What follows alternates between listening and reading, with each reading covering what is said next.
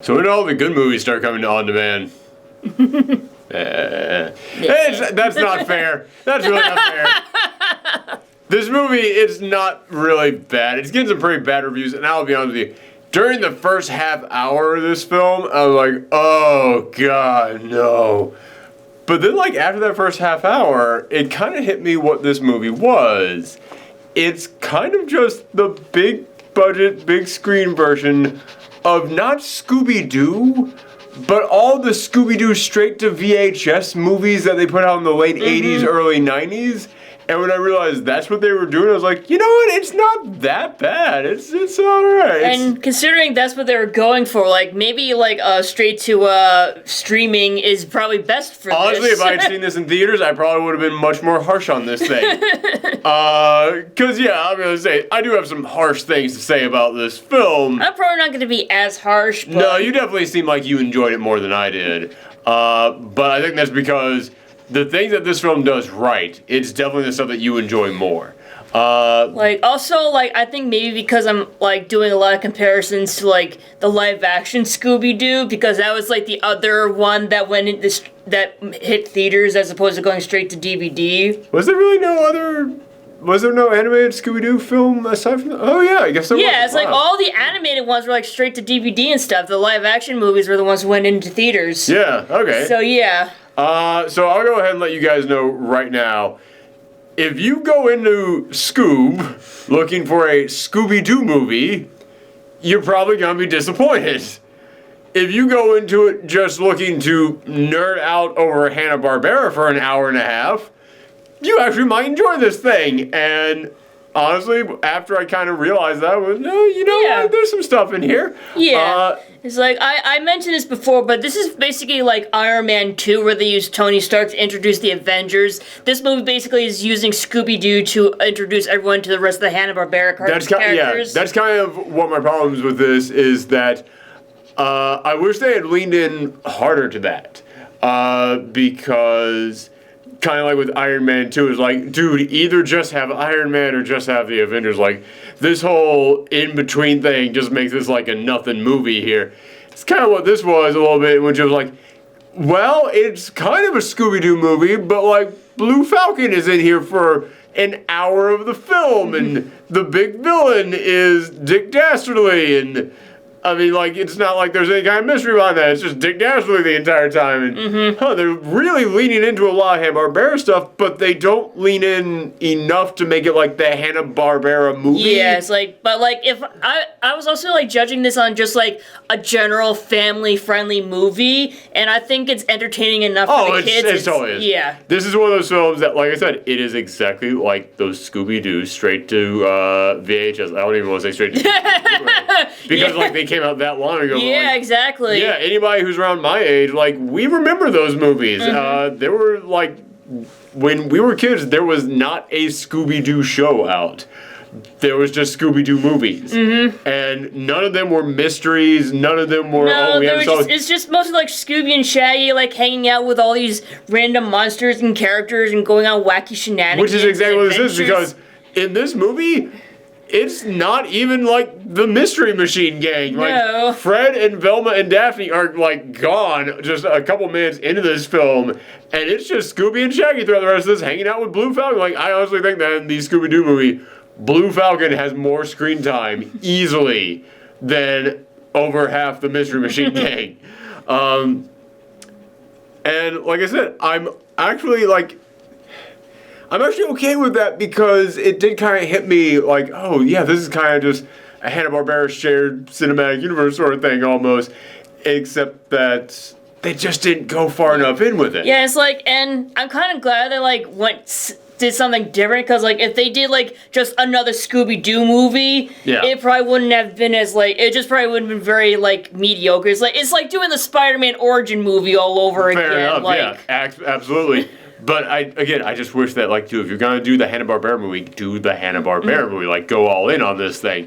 So what this movie is about is that it's basically Scooby and Shaggy. They're worried about their place in the Mystery Machine Gang, And then all of a sudden, these little robots start coming after them. They discover the robots are being controlled by Dick Dastardly, who needs to get his hands on Scooby Doo, because Scooby Doo has something important about him that ties into a big master plan that Dick Dastardly is trying to do. Then Blue Falcon comes down, picks him up, and they go on this world-spanning adventure trying to figure out what the deal is.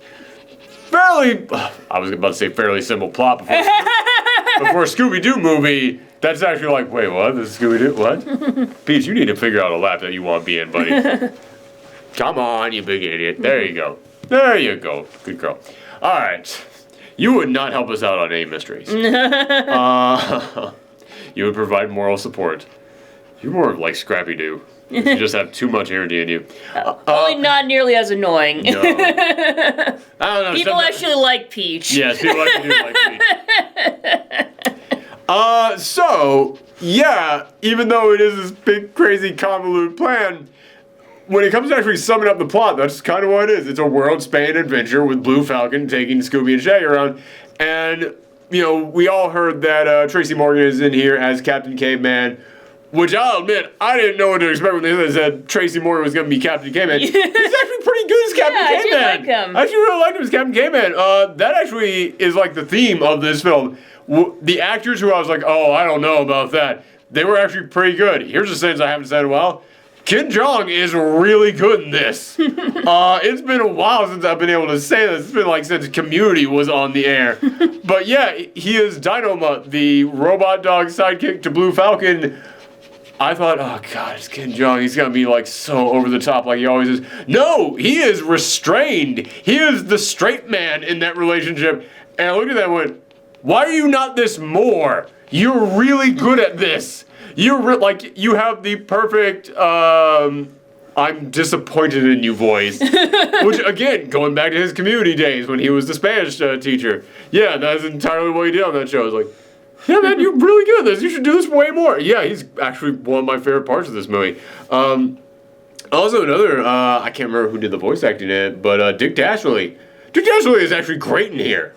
Not just in the voice and in the acting, but also in his design. I really dig the design that they did for some of the Hanna-Barbera characters in here. Like Captain Caveman, yeah, the way they just like animated all the hair on him, I thought it actually looked great. Because they didn't do a thing where it's just a big puff ball of hair. Like, you look at it, it's like, no, you can tell he's got like... He's like dreads, and you can like see dreads, like beads in the hair and everything. It's like, that's impressive. Yeah, like, I was really impressed by that. Yeah, there's a lot of design in here that are really well done, and the thing that honestly impressed me the most about this is that you can tell that the people who, I'm going to guess the directors on this one, but honestly it's a culmination of several different people working on it, because, you know, someone had to write a scene like this into the script, someone then had to direct it and figure out like how it would be animated, and then, you know, people had to come up with the sound design, because the sound design is really on point in here. But you can tell that there were people working on this who, they were die-hard Hanna-Barbera fans. Because there's so many visual gags and so many movements in here and so many sound effects that come in, that you just go, this is Hanna-Barbera. Like, you nailed it. Yeah. Yeah. It's like every time I did, it's like, oh, I got the warm fuzzies. Yeah. Like And I was just really impressed by that. That's why I'm saying, like, I really wish you would just lean in harder to this being a Hanna-Barbera thing. Like, what they're searching for, Dick Dastardly is looking for these 3 giant dog skulls all around like, basically Cerberus' skulls. Yeah, it's basically the Cerberus' skulls. And they're looking for that, and they kind of have to go on this big chase to try and find them across the planet. And the first place they go to is this big amusement park, and they're attacked by Dick Dastardly. And all I could think was, what if the first place they went to was Jellystone Park? Yeah, because, like, we see Captain Caveman. It's like, why not see Yogi Bear? You got Captain Caveman in there. He's teaming up with Blue Falcon, and Dick Dastardly is the villain. It's like, all right, that's good, but it's not enough. When you think about how many Hanna-Barbera things there are, and the fact that you actually have a plot that is, we have to go around the world, you could have gone so much further into it. Like, you didn't go far enough for this to be a Hanna-Barbera movie, but you went far enough into it that's not a Scooby Doo movie. Yeah. Like, I was thinking, like, okay, there's places you gotta go. Jellystone Park. Easy. Go there. That's an easy one. You gotta, like, look up some information on something. Johnny Quest, get some info in there. Like, there's a moment which they actually have to go to, like, an island loaded with dinosaurs, and the pterodactyls flying around. I looked at that one. that's the Johnny Quest pterodactyls. And I kept expecting that they would like run into like, they would at least have like an Easter egg of like a Johnny Quest crash landed ship in the background. There were a lot of Easter eggs. There's a lot. There are a lot. But like not enough actual Hanna-Barbera characters in this movie. Yeah, okay, nothing more than Easter eggs, yeah. Yeah, there's more Easter eggs than like actual cameos or whatever. Exactly, so. And again, it's like, if you had just gone like a little bit more into it, just a little bit more, this wouldn't have been a Scooby Doo movie, it would have been a Hanna-Barbera movie, and I actually think you probably would have done that pretty well. Yeah, like when they went to the isolated island where Captain Caveman is, I was like expecting like Dino from the Flintstones to like walk around in the background or something like that. Stuff like that. There is a nice Flintstones reference in there, but again, go a little bit further than that. Yeah. Because again, when this is a just Scooby Doo movie, it doesn't quite work. It's I saw someone online complain that this isn't a mystery in any way. I was like, yeah, I can understand if you went to this being a Scooby Doo movie, you would be upset that this is not a mystery. Again, for people around my age who remember all those like Scooby Doo spin-offs and everything, like all the Scooby Doo movies, none of them were not mysteries, but so it kind of has that tone of it to me, so it didn't really bother me all that much. But again, if this had just been the Hanna-Barbera movie, yeah, you wouldn't need it to be a mystery at all. It would just be like, oh, well, Scooby-Doo is our most popular franchise. Scooby-Doo is the MacGuffin that everybody has to get. Have everybody from the Hanna-Barbera series try and get him. Yeah, that actually would have worked. And I will just say, at the end of this, which, again, this is only available on demand right now because there are no movie theaters anymore. So I'm not going to tell anybody, oh, don't leave during the credits. Instead, just let the credits keep rolling.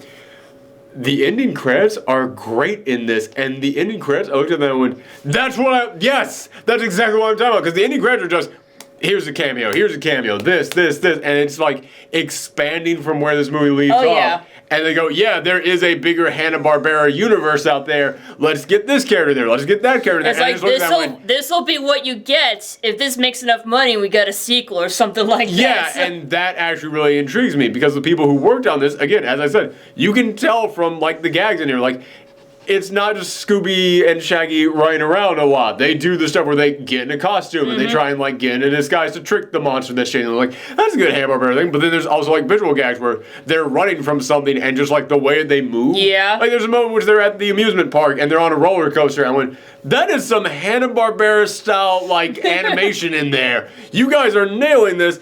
I would love to see these guys come back and try and do just the Hanna-Barbera shared universe movie. I think that would be great.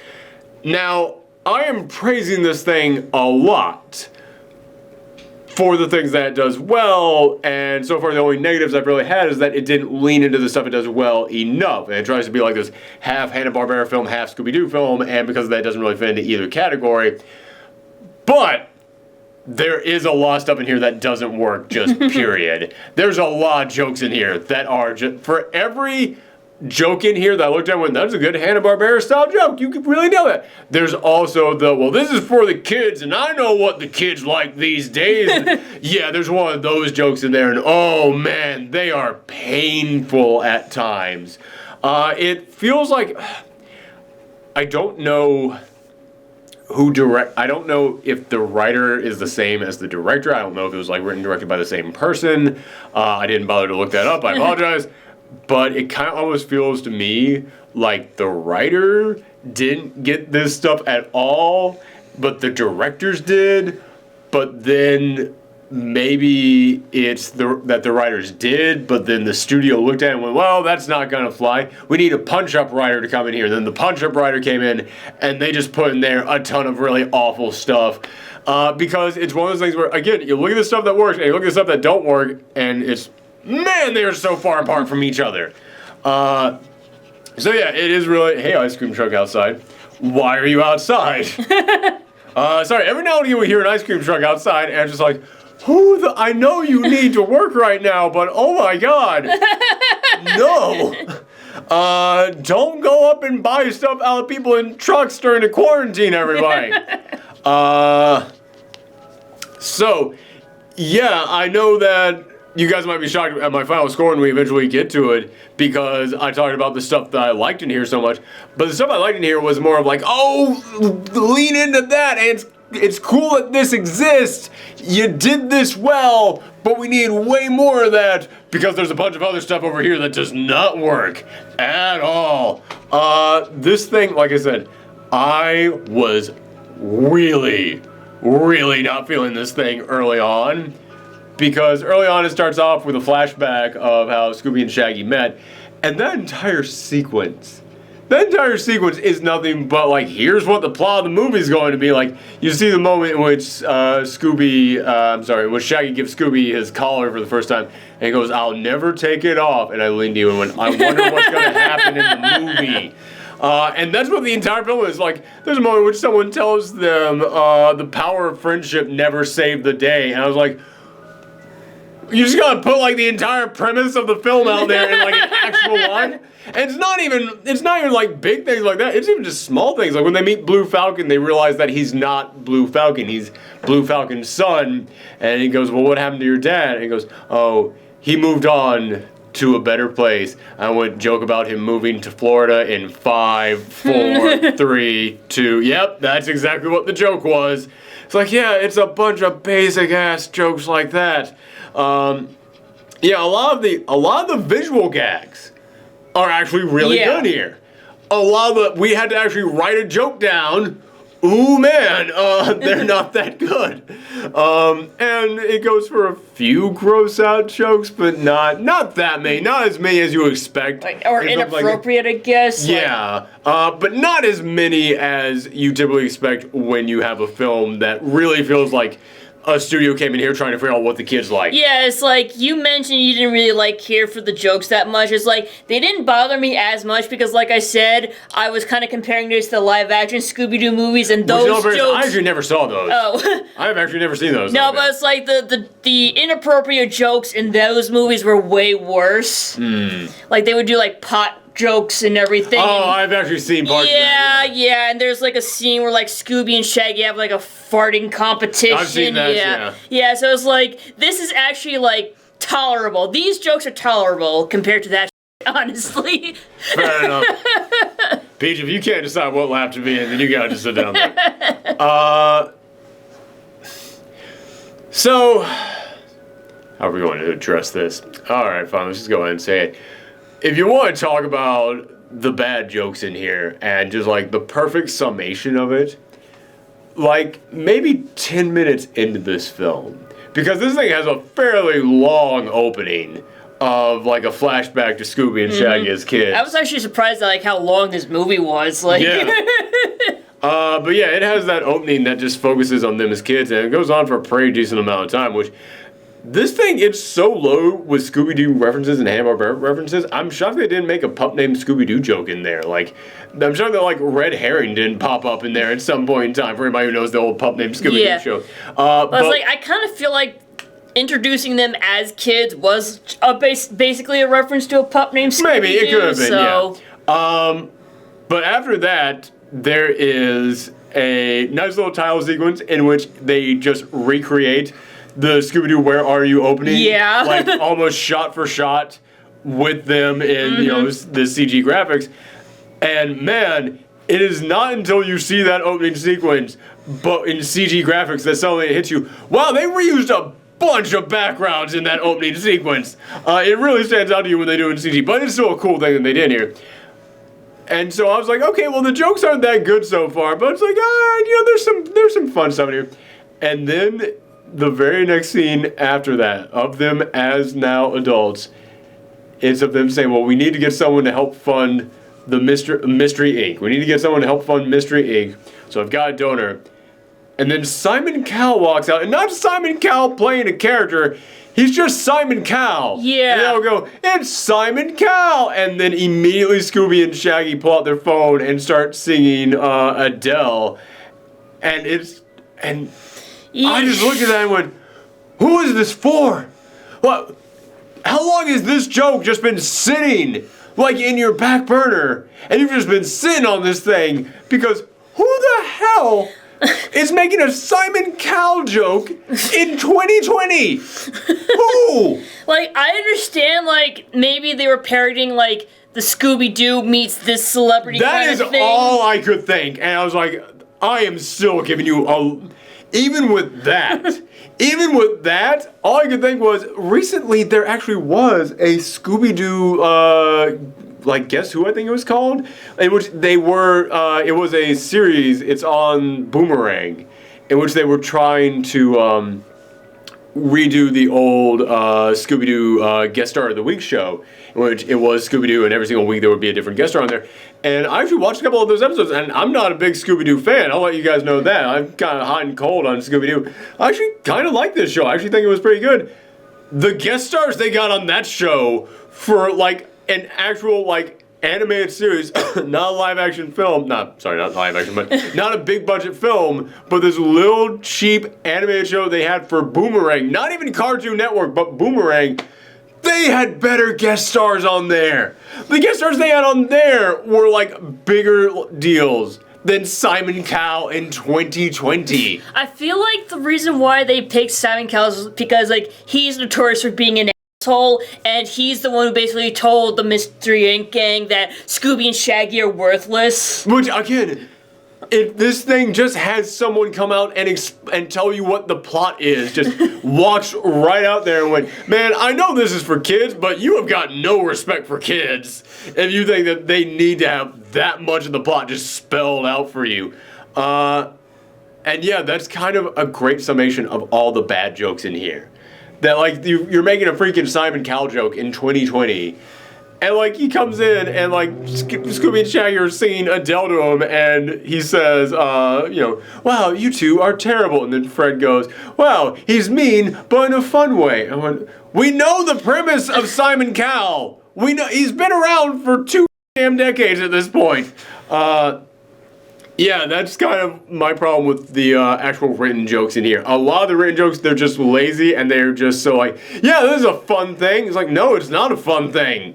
But the visual jokes definitely make up for that. Exactly. More than make up for it. Exactly, so. It kind of evens out, yeah.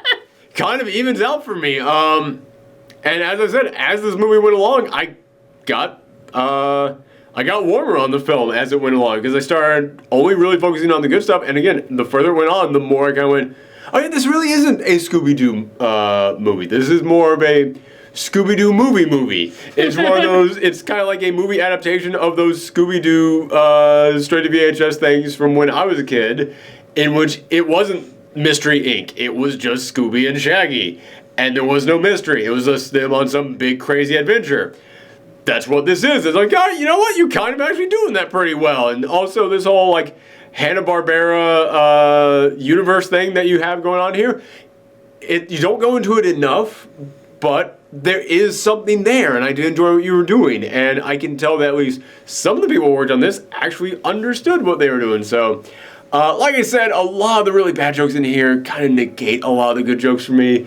Also, I think the ending is really lazy. We'll get into that when we get into the spoiler stuff, but I'm going to give this 6. You know, it's above halfway. It's like, yeah, it's fine. Go ahead and check it out. I'd probably give this like a C+ or a B-, something like that. So we have completely different ratings. Got it. Sure, yeah. This wasn't. Nobody cares what the actual numbers are.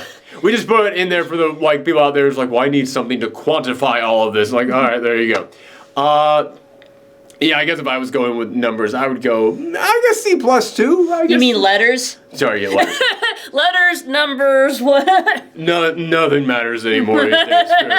Yeah, C+ I guess as well, because like I said, if C is like right down the middle, like slightly above that.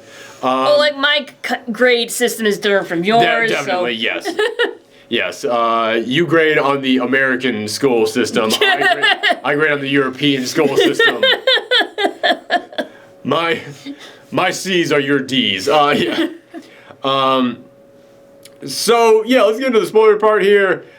This thing, it's all about Dick Dastardly. He's trying to open up a portal to the underworld because there's a treasure down there, and he sent Muttley in there, which is so weird because they keep talking about Muttley like he's dead, because they're trying to open up a gate to the underworld so he can get his friend back. And it's like, you're gonna resurrect the dead? Yeah, I'm like, oh wow, so like, you're actually gonna say that like Muttley died? And then they were like, no, he didn't die. They opened up a portal with a machine to get to the treasure. They even mentioned how Scooby is 10 years old. Like, Scooby and Shaggy were friends for 10 years, and it's like, that's really old in dog years. Yeah. But I'm just gonna assume that Cartoon dogs last a lot longer. Yeah, Hanna-Barbera cartoon dogs like live the same length as humans, I guess. I mean, if they talk like humans and act like humans, they might as well age like humans. Yeah. So. Which it's so weird to me that like they never once bring up the fact that Scooby can talk, but then again, they have two other dogs. Yeah, they have Dino-Mutt and Muttley. So like, it's like, okay, yeah, fine. This is the Hanna-Barbera universe. Whatever, okay, we don't question that stuff. What the hell was I gonna say? Oh yeah, but yeah, they explain like, no, Muttley didn't die. Dick actually created a portal to the underworld. Sent Muttley through to get the treasure, but it was a one-way portal and Muttley couldn't get back. And there's even a line where she said, but Muttley wasn't the key. But they find out that like Scooby, because he's tied, genetically tied back to Alexander the Great's dog, that he can open up this gate that Alexander the Great created to the underworld. So they end up, at the end of this, they need to seal the door, but it can only be sealed by a dog and his best friend, but it has to be sealed on one end and one on the other end. So Shaggy goes and he's on the other side, and he seals himself into the underworld. And at the end of this, they just go, well, is there something that we could have missed? Wait, no, Alexander the Great wouldn't have found a way to separate himself from his dog. And then out of nowhere, a statue appears, and this statue just says it's time to come home or something like that. And then Scooby just says, Shaggy, come home. And then the statue opens up and Shaggy's in there and went, wow, y'all cannot think of a way out of this. Like, at all. Like, wow, that is a Deus Ex Machina. And all I could think was, guys, you mentioned that Dick Dastardly created a portal to the underworld, but the portal would only work one way because Muttley wasn't the key. You know Scooby is... You've already set up there is another portal that maybe Scooby could make work. You've already set that up. Don't just create a way out. You already have one that actually works in this plot because it's how all this thing got started. It is like nuts to me that they actually had a way out right there, and they forgot about it. So they had to Deus Ex Machina their way out of this thing. Like, I like it. What? Yeah, man, that was the one big spoiler that I had to talk on. That one, that kind of brought my score back down a little bit. But the ending title sequence, it's rare that a credit sequence can bump my score up. But the ending credit sequence, that was great because we were literally talking as the credits were rolling, yeah, man, I really wish they had just leaned in further to the Hanna-Barbera universe, gotten a whole bunch of other characters in there. And then, literally as I said that, the ending credit sequence, which, by the way, I don't know who did the song at the end, but it really sounded like the Mystery Skulls, which I looked up, it's not the Mystery Skulls. But man, it really sounds like them, and I just kept thinking, there is a band that over the past several years have made animated music videos that have been massive, big deals, and they were all references to Scooby Doo. How'd you not get them to come in here and do something for your soundtrack? Yeah, I was talking about, man, I wish they had just leaned in further to the Hanna-Barbera stuff. And the ending title sequence, it's just a bunch of shots of Scooby and Shaggy and the Mystery Inc. gang all on adventures. And then it suddenly cuts to Adam Ant stopping a criminal, and Jabberjaw and Magilla Gorilla all stopping criminals. And then a news story flashes up of Blue Falcon's latest recruits, and I went, oh my god, that's it! That's what we need. And then it cuts to Velma studying alongside Johnny Quest's dad, and there's blueprints for Frankenstein Jr. in the background. And we were just looking at this going, that's it! That's what we wanted! It's man, if this is the stuff that you guys did well, and we can tell you guys have the passion for Hanna-Barbera to actually pull something like this off.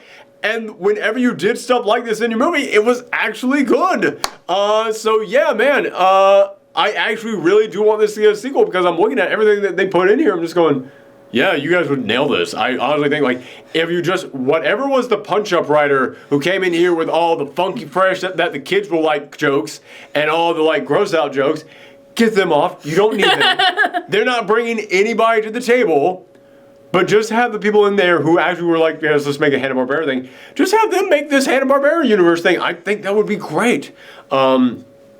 Also, by the way, we should have just talked about this during the regular part, but Blue Falcon, it's basically Mark Wahlberg just being Mark Wahlberg. Yeah, but it works. It does kind of work. I gotta give him that. It's 100% just Mark Wahlberg being Mark Wahlberg. It's like, it's not even Mark Wahlberg being Mark Wahlberg. For anybody who listens to the podcast, Doug Loves Movies, it's Doug Benson, stand-up comedian. He hosts a movie trivia show with other stand-up comedian friends. And he has a friend who I don't know his actual name, because whenever he's on the show, he plays Mark Wahlberg. And he just does this great Mark Wahlberg impersonation the entire time, but it's like just exaggerated enough. And I was like, I think that's who this is. Like, man, if you can't actually make another one of these and get Mark Wahlberg to come back, just get that guy, because he basically just did what Mark Wahlberg is doing in this. Yeah, it actually works. That's all I really wanted to say about it, but it's one of those things in which, yeah, there's a bunch of lame jokes with him in there as well. But Mark Wahlberg kind of sells it. Yeah. By just being Mark Wahlberg.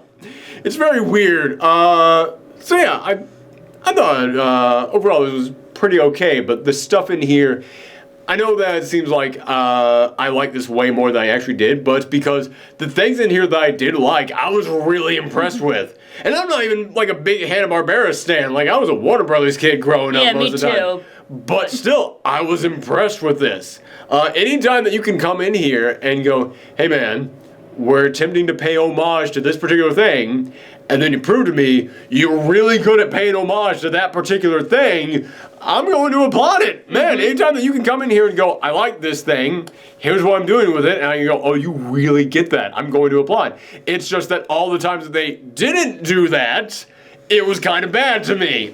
So it's a very uneven bag.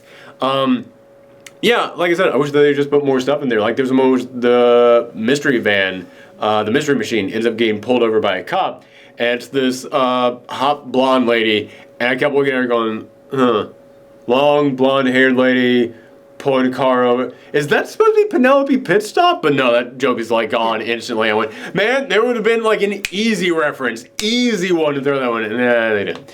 But yeah, anything else you want to say about this?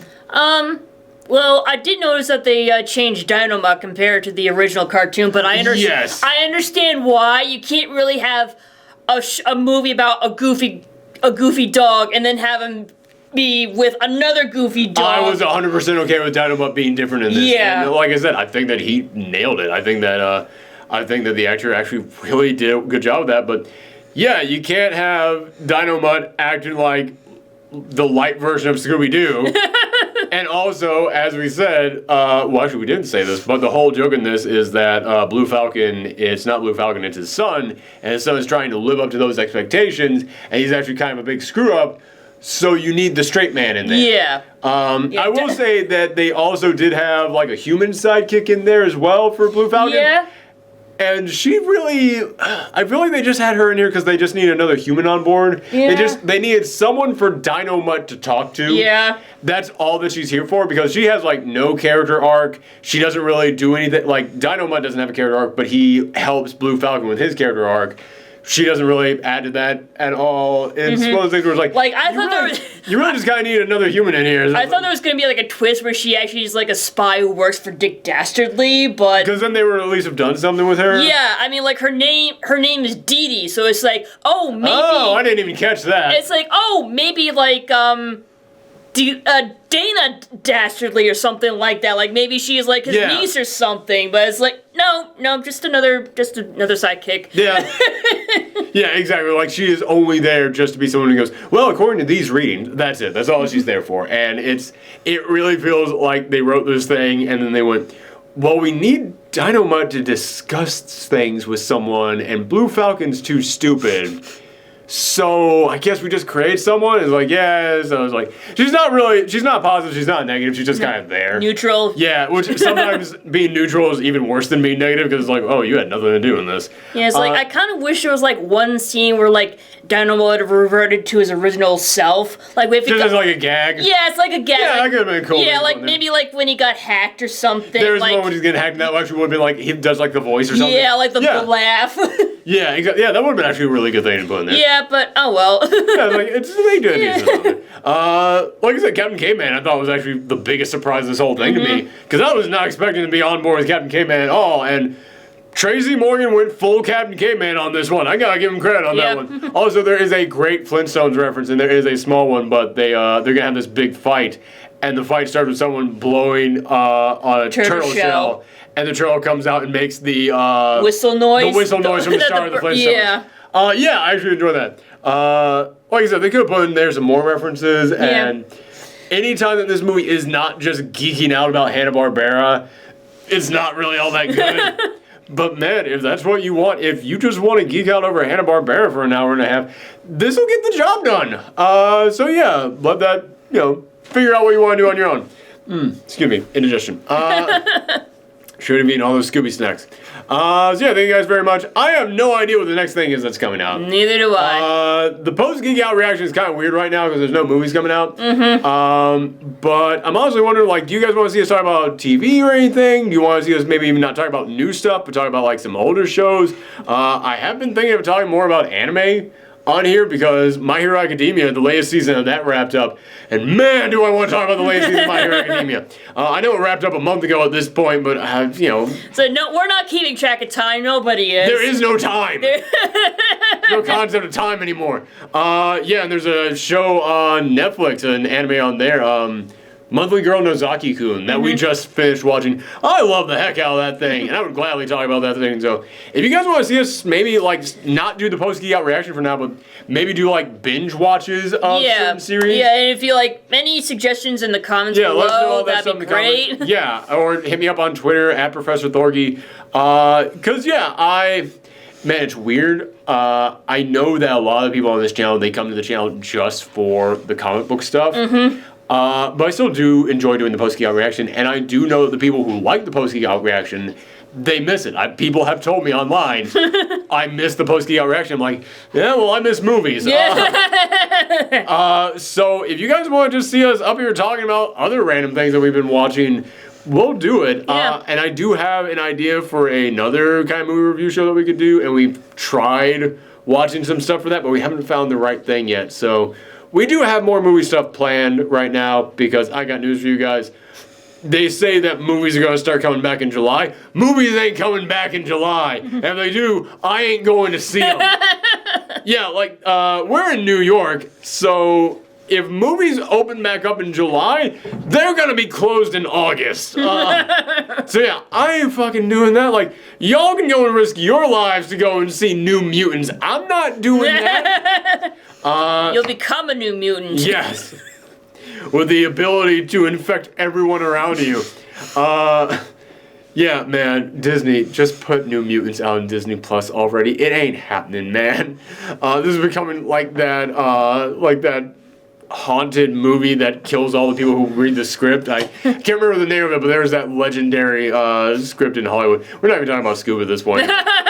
Yeah, that's it for the show, everyone. Let us know what you thought in the comments down below. What else would you like to see here in place of the post-Geekout reaction? Because there's always stuff to talk about. But yeah, thank you guys very much. Come back next time. Bye. Bye.